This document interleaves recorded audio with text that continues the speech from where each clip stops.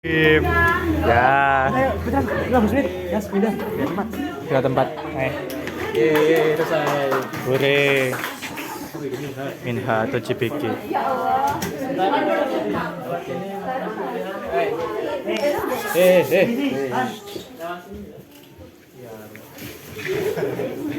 Anak museum dia, sepitan.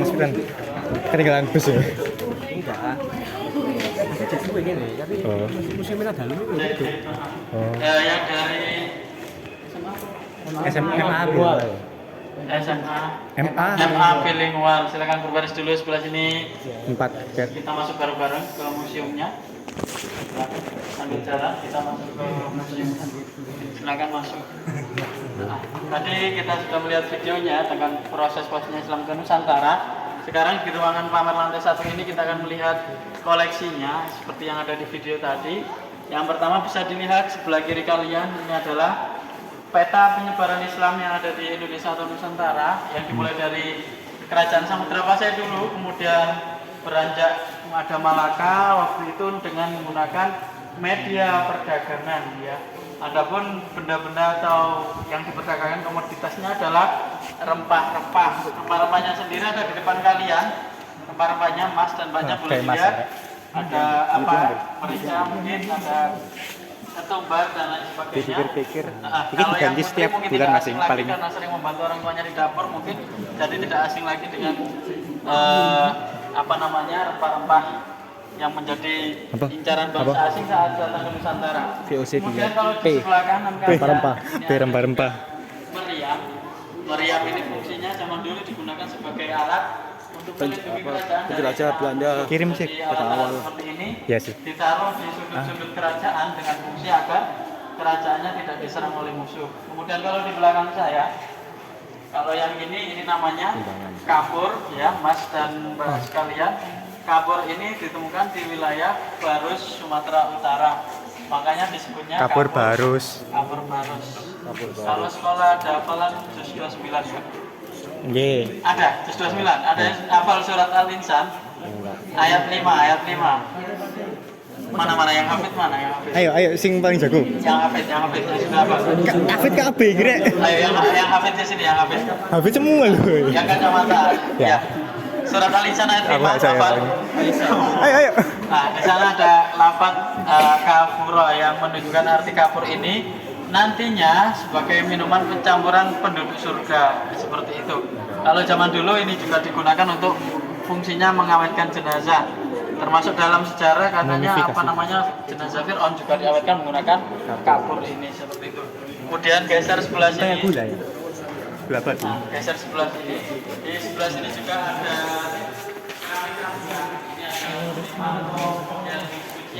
ini adalah benda-benda yang dibawa oleh bangsa Cina saat datang ke Nusantara. Ada kalanya sebagai hadiah, ada kalanya sebagai upeti atau pajak ketika masuk ke Nusantara. Seperti itu. Ini juga sama. Ini adalah keramik-keramik yang dibawa oleh bangsa Cina saat datang ke Nusantara. Kemudian kalau di sebelah kanan saya, kalau di sebelah kanan saya ini ada koleksi namanya Gelumpai Nabi Muhammad. Gelumpai itu apa Pak? Gelumpai itu adalah naskah yang terbuat dari bila bambu. Ini terbuat dari bambu. Satu bila bambu terdiri atas 4 sampai 5 baris tulisan menggunakan aksara Ulu atau aksara Palembang, seperti itu.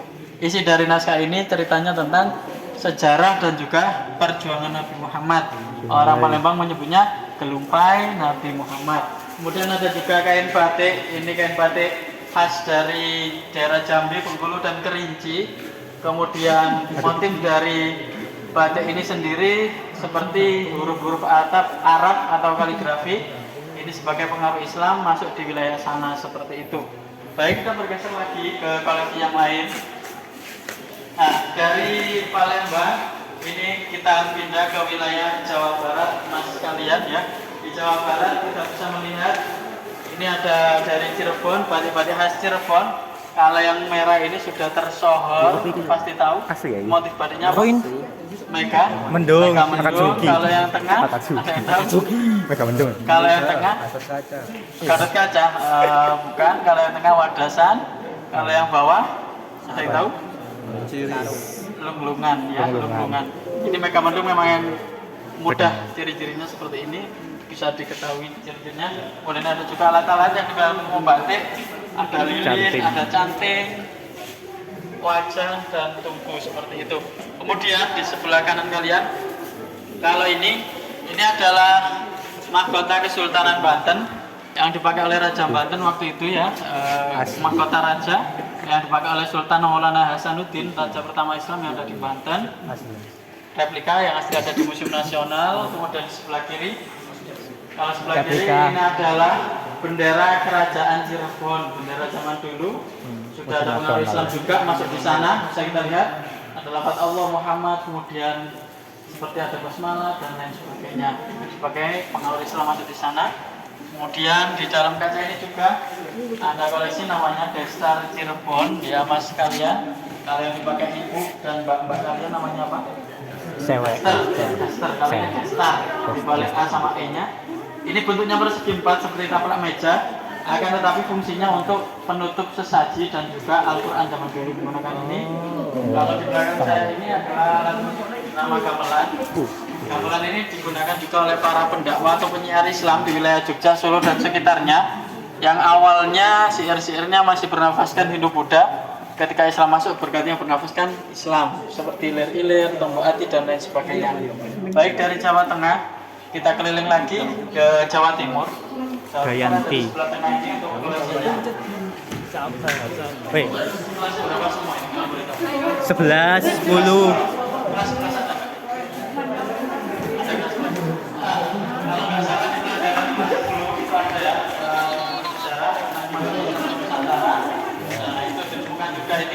Batu nisan dari Fatimah binti Maimun pada abad ke-11 di daerah lereng Manyar Gresik.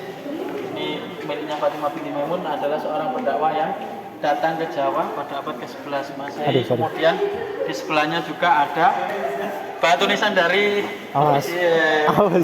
Sultan Maulana Malik Ibrahim.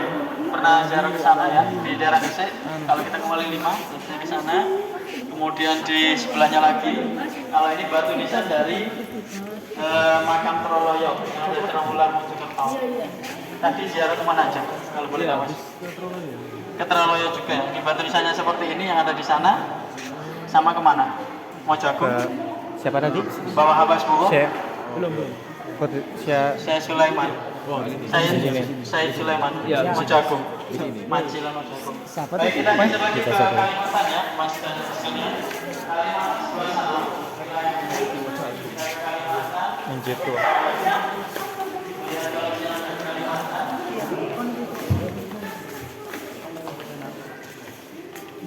Dapat.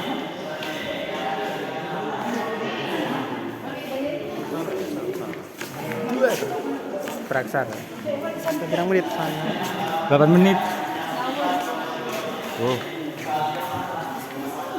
Asli, gede. Ya makannya berat, makannya ganti kertas. Wong lokal. Jika hilang baik gitu-gitu. Musyaf Lalino. Nah. Pak Amit. Baik, kari. Nanti masih.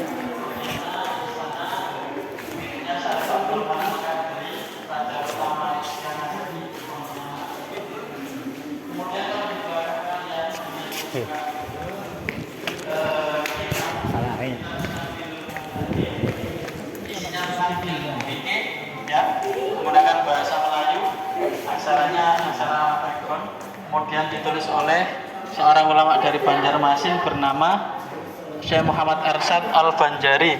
Untuk foto beliau ada di sebelah sudut sana, adalah foto pengarang dari kitab Sabilul Muhtadin, seperti itu.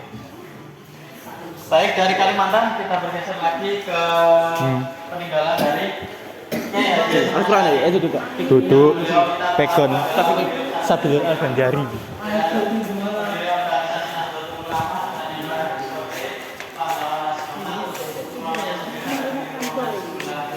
Awas, iki.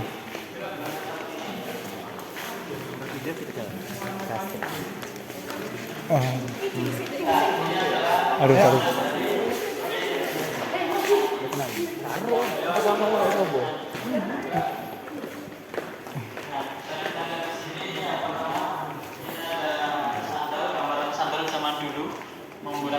sama karet ya, masih sama ban seperti itu. Kemudian kalau sebelah Asli kiri ya. ini gentong digunakan untuk mengambil air wudhu zaman dulu. Mungkin kalian nggak menangi waktu itu. Ini kalau sekarang Ember kita sih pakai saya. pompa air, ya pakai sangkut Ember dan bolongnya. lain sebagainya. Kemudian ini ada latar belakang timbulnya, munculnya, berdirinya Nahdlatul Ulama. Ini juga ada lambang-lambang NU, pengertiannya dari bintang 9 itu apa, kemudian tambangnya itu apa, dan lain sebagainya. Ini ada cermin yang boleh gunakan sama dulu seperti ini sambil jalan biar yang belakang bisa masuk. Ini ada juga kursi sama meja yang boleh gunakan sehari-hari zaman dulu, terbuat dari marmer untuk mejanya. Ini replika dari rumah zaman dulu seperti ini, rumah beliaunya, pintunya. Kemudian ada juga kursi, ini ada juga nampan sama centong nasi yang beliau gunakan untuk menjamu tamu-tamu ketika datang ke Tebuireng seperti itu. Nah, kemudian ada informasi juga di ruangan ini silsilah beliaunya Kiai Haji Hasyim Asy'ari. Beliau memiliki 7 istri ya Mas dan Mbak sekalian. Akan tetapi beliau tidak pernah berpoligami. Jadi setelah nikah, wafat seperti itu, tidak pernah berpoligami atau nikah masuk 3 4 tidak pernah. Dari ke-7 istri tersebut yang memiliki putra putri ada 3 punya ini. Yang pertama Nyai Khotijah memiliki putra Abdullah, wafat saat masih di Mekah. Kemudian Nyai Nafiqah memiliki 10 putra putri, salah satunya bernama Kiai Abdul Wahid Hasyim nomor 5. Ini adalah ayah dari Kiai Haji Abdurrahman Wahid. Ya, jadi posisi Kiai Haji Hasyim Asy'ari di sini adalah sebagai kakek dari Gus Dur. Nah, kemudian ini ada juga lukisan beliaunya Kiai Haji Hasyim Asy'ari. Untuk lebih lengkapnya tentang foto-foto beliau bisa dilihat di televisi. Akan tayang foto-foto beliau zaman dulu. Ini yang sering kita lihat, hampir sama dengan lukisan. Baik di media sosial maupun cetak sering kita lihat. Kemudian ini juga beliau zaman dulu. Foto asli. Aku kan nonton itu. Kemudian ini juga tempat pengajiannya ketika masih kecil, tempat belajarnya ketika masih kecil. Ini juga sama. Dan juga ini ada beliaunya juga dengan orang Jepang waktu datang ke Tebuireng zaman waktu itu ya. Resolusi jihad. Betul, pendidikan Jepang. Kemudian ini ada juga beliau dengan membawa tongkatnya. Untuk tongkat sendiri ada di bagian depan tadi sebelum audio visual, di sebelah dinding harapan tadi.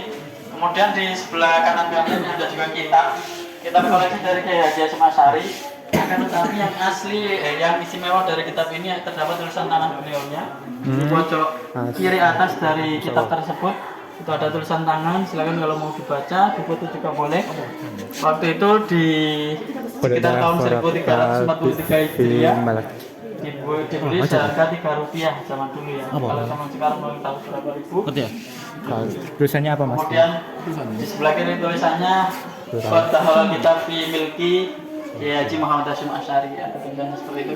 Kemudian kalau di sebelah kiri itu adalah pemikiran-pemikiran dan juga gagasan-gagasan beliau yang dimuat di surat kabar zaman dulu. Kemudian sebelahnya lagi ada fatwa jihad ya yang beliau terbitkan ini 11 September 1945. Kemudian dari fatwa jihad kemudian dirapatkan dengan kiai-kiai, kemudian timbullah resolusi jihad.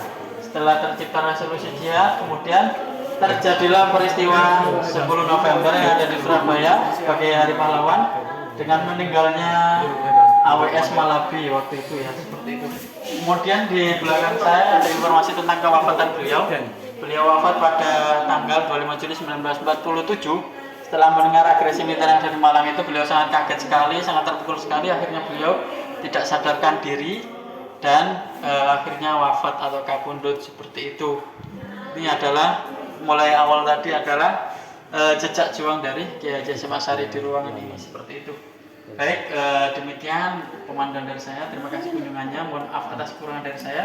Saya cuma sampai di sini. Assalamualaikum warahmatullahi wabarakatuh. Waalaikumsalam.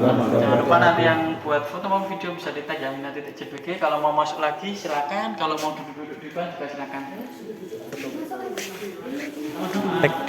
Foto kan aku bang, fotokan aku Kemana? situ bang.